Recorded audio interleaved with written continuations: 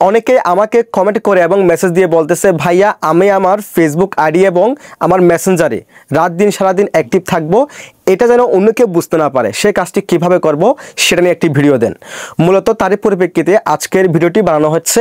এই টপিকে কিন্তু আমার ভিডিও বানানোর কোনো ইচ্ছে ছিল না, ঠিক আছে। সো আপনাদের অনুরোধে আমি এই ভিডিওটি বানাচ্ছি। আজকের ভিডিওতে আমি আপনাদেরকে দেখাবো আপনি আপনার ফেসবুক আইডি এবং মেসেঞ্জারে রাত দিন সারাদিন অ্যাক্টিভ থাকবেন, বাট কেউ বুঝতে পারবে না। এই কাজটি কিভাবে করবেন ফুল স্ক্রিনে দেখিয়ে দিচ্ছি।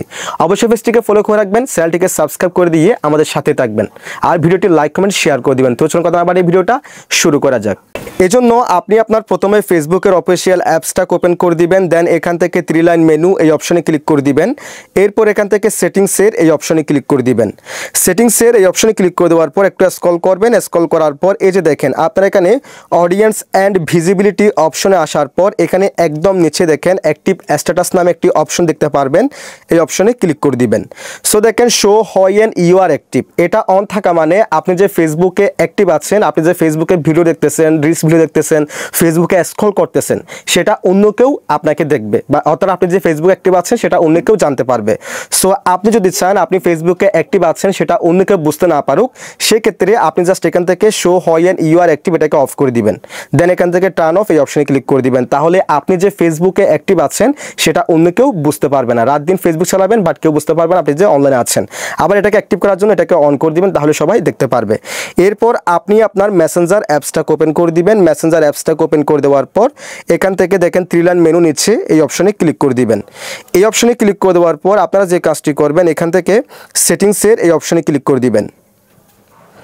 এরপর দেখেন একই প্রসেসে 2 নাম্বার দেখেন প্রোফাইল, দেখেন অ্যাক্টিভ স্ট্যাটাস এই অপশনে ক্লিক করে দিবেন।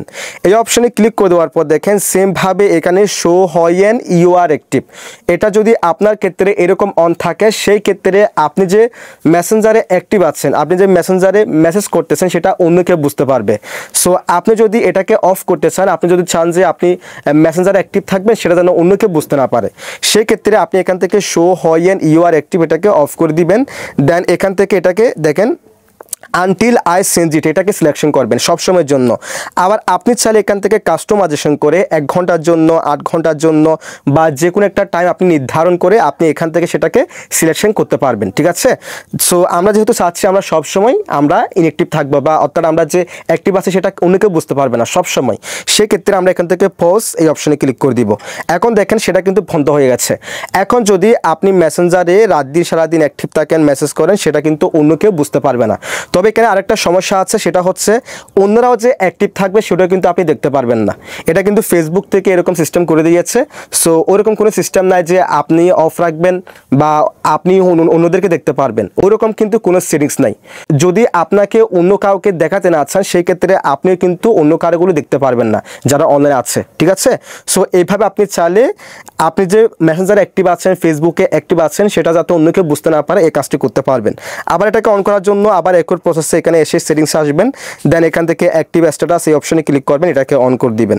সো এরপর থেকে আবার সবাই দেখতে পারবে আপনি যে মেসেঞ্জারে অনলাইনে আছেন এবং আপনি সবাইকে দেখতে পারবেন ওরা যে অনলাইনে আছে। সো মূলত এই প্রসেসে আপনি চাইলে আপনার ফেসবুক মেসেঞ্জারে রাত দিন সারাদিন অ্যাক্টিভ থাকবেন যাতে অন্য কেউ বুঝতে না পারে, এই কাজটি করতে পারবেন। যদি ভিডিওটি ভালো লাগে অবশ্যই লাইক কমেন্ট শেয়ার করে দিবেন, চ্যানেলটিকে সাবস্ক্রাইব করে রাখবেন, পেজটিকে ফলো করে রাখবেন।